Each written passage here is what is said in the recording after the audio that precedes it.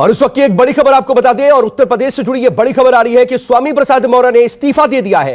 योगी cabinet से स्वामी प्रसाद मौर्य ने अपना इस्तीफा दे दिया है। आने वाले वक्त में क्या स्थिति होगी यह देखने वाली बात होगी, लेकिन फिलहाल यह बड़ी खबर। और उत्तर प्रदेश विधानसभा चुनाव से पहले जब तारीखों का ऐलान हो चुका है और दिल्ली में नए उम्मीदवारों को लेकर के मंथन चल रहा है, उस बीच योगी कैबिनेट से स्वामी प्रसाद मौर्य ने अपना इस्तीफा दे दिया है। कई तरह की अटकलें लगाई जा रही हैं, लेकिन अभी कुछ कहना बहुत जल्दबाजी होगा। लेकिन यूपी चुनाव से जुड़ी इस वक्त की यह बड़ी खबर है। स्वामी प्रसाद मौर्य, आप जानते हैं कितना चर्चा में वो रह चुके हैं, और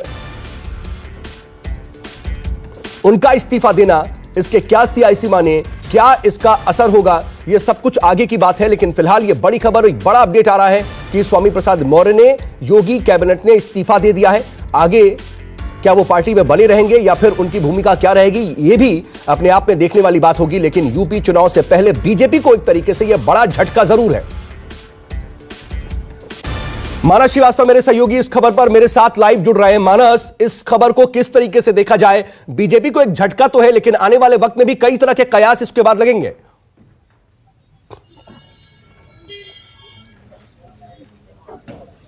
देखिए, स्वामी प्रसाद मौर्य के पार्टी छोड़ने की चर्चाएं तो बहुत जमाने से हो रही थी, लेकिन इसकी कभी भी पुष्टि उन्होंने नहीं की थी। लेकिन आज अचानक इस्तीफा उन्होंने दिया है, तो निश्चित तौर पर किसी और दल की उन्होंने जरूर राह देखी हुई, कहीं ना कहीं जरूर बात उनकी चल रही होगी। क्योंकि आज से ठीक 5 साल पहले का वक्त मुझे बिल्कुल अच्छी तरीके से याद है, जब उन्होंने मायावती का दामन छोड़ करके, बसपा का साथ छोड़ करके वो भारतीय जनता पार्टी में आए। तो उस वक्त भारतीय जनता पार्टी ने उनका बहुत जोरदार वेलकम किया था, क्योंकि वो जानते थे, पार्टी जानती थी कि वो बड़े नेता है, उनका अपना एक जनाधार है। वो चुनाव भी जीते, चुनाव जीतने के बाद उनको कैबिनेट मंत्री बनाया गया, श्रम विभाग जैसा महत्वपूर्ण विभाग उनको दिया गया, और 5 साल तक वो लगातार मंत्री बने भी रहे। और अब जबकि चुनाव की तारीखों का ऐलान हो चुका है, तो उन्होंने मंत्रिमंडल से इस्तीफा दे दिया। अभी कुछ देर पहले ही वो राजभवन पहुंचे हैं, और राजभवन पहुंचने के बाद उन्होंने एक पत्र राज्यपाल को सौंपा है, जिसमें उन्होंने सारा ठीकरा भारतीय जनता पार्टी पर ही फोड़ दिया है। उसमें जो पत्र लिखा, उसमें उन्होंने कहा है कि जिस तरीके की घोर निराशा दलितों में, पिछड़ों में, नौजवानों में, व्यापारियों में, किसानों में है, उसको देखते हुए मैं इस्तीफा दे रहा हूं। यानी 5 साल तक लगातार वो सरकार में बने रहे, 5 साल तक उन्होंने मलाई काटी, 5 साल तक वो सत्ता के साथ रहे, और जब चुनाव का वक्त आया तो उन्होंने पार्टी का साथ छोड़ दिया और उन्होंने मंत्रिमंडल से इस्तीफा दे दिया। चर्चा इस बात की भी हो रही है कि वो एक बड़े क्षेत्रीय दल के राष्ट्रीय अध्यक्ष से उनकी लगातार बातचीत हो रही है, संपर्क में है वो, इस तरह के कयास लगाए जा रहे थे। लेकिन अचानक उनका इस तरीके से इस्तीफा देना निश्चित तौर पर भारतीय जनता पार्टी के लिए एक बड़ा झटका है, क्योंकि स्वामी प्रसाद मौर्य की गिनती उन नेताओं में होती है जिनके पास अपना जनाधार है, जो हमेशा जनता के बीच रहते हैं, और जिनके वोटर्स हमेशा उनके साथ इंटैक्ट रहते हैं, चाहे वो किसी भी दल में हो। जब तक वो बसपा में रहे तो वहां पर भी वो मास बेस्ड लीडर माने जाते थे, और वो न केवल अपना चुनाव जीतते थे, अपनी सीट का चुनाव जीतते थे, बल्कि वो दूसरी सीटों पर भी उनकी एक महत्वपूर्ण भूमिका होती थी। पिछड़े वर्ग में उनकी एक पकड़ है। और जब वो भारतीय जनता पार्टी में भी आए तो उनका निश्चित तौर पर स्वागत किया गया, और भारतीय जनता पार्टी ने बहुत सोच समझकर उनको अपनी पार्टी में न केवल शामिल कराया, उम्मीदवार बनाया, बल्कि उनको मंत्री भी इस लिहाज से ही बनाया था कि पिछड़े वर्ग में उनकी एक अच्छी खासी पकड़ है।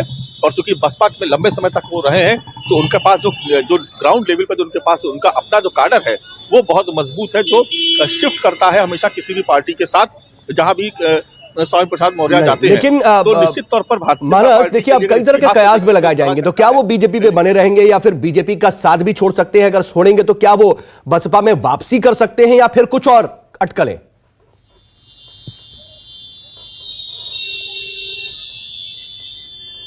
देखिए, एक बात तो बिल्कुल साफ है कि भारतीय जनता पार्टी में वो नहीं रहेंगे, क्योंकि मंत्रिमंडल से इस्तीफा देने का कोई मतलब नहीं था, वो भी तब जबकि चुनाव एकदम सर पे है और चुनाव की तारीखों का ऐलान हो चुका है। तो अगर उनको चुनाव बीजेपी में बने रहना होता तो वो मंत्री पद पे बने रहते, क्योंकि मंत्री पद पे रहते हुए जब आप चुनाव मैदान में उतरते हैं तो बहुत सारी सहूलियतें, बहुत सारी आपके साथ एक पॉजिटिव चीजें रहती हैं। लेकिन जब आपके पास ऐसा कोई पद नहीं होता है तो निश्चित तौर पर परिस्थितियां थोड़ी सी विपरीत हो जाती हैं।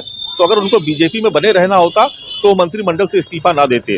दूसरी बात कि स्वामी प्रसाद मौर्य चूंकि एक लंबे समय से राजनीति में रहे हैं, जबकि यो कहा जाए करीब 4 दशक से ज्यादा का वक्त उनको राजनीति में हो गया, और कम से कम 3 दशक ऐसे गुजरे हैं जिसमें वो मंत्री पद पे रहे हैं या किसी न किसी सदन के सदस्य रहे हैं। तो ऐसे में ऐसा भी नहीं है कि उन्होंने बगैर सोचे समझे कोई फैसला लिया होगा। उनकी बात हो सकता है कि उनकी घर वापसी हो जाए, वो बसपा में चले जाएं, लेकिन कयास इस बात के भी लगाए जा रहे हैं कि समाजवादी पार्टी के संपर्क में वो लंबे समय से थे। समाजवादी पार्टी के कुछ बड़े नेताओं से भी उनकी बात हुई थी। और एक समीकरण जो और समझ में आता है कि अगर आपने पिछले कुछ दिनों में देखा होगा तो राम अचल राजभर से लेकर के लालजी वर्मा तक तमाम ऐसे बसपा के कद्दावर नेता रहे जो जिनके साथ स्वामी प्रसाद मौर्य ने बहुत लंबे वक्त तक काम किया, उनके साथ कई टर्म वो मंत्री रहे, वो तमाम लोग समाजवादी पार्टी में शामिल हो गए। तो कहीं ना कहीं हो सकता है कि कोई एक समीकरण बैठा हो और कुछ इस तरीके का ऑफर उनके पास आया हो और वो।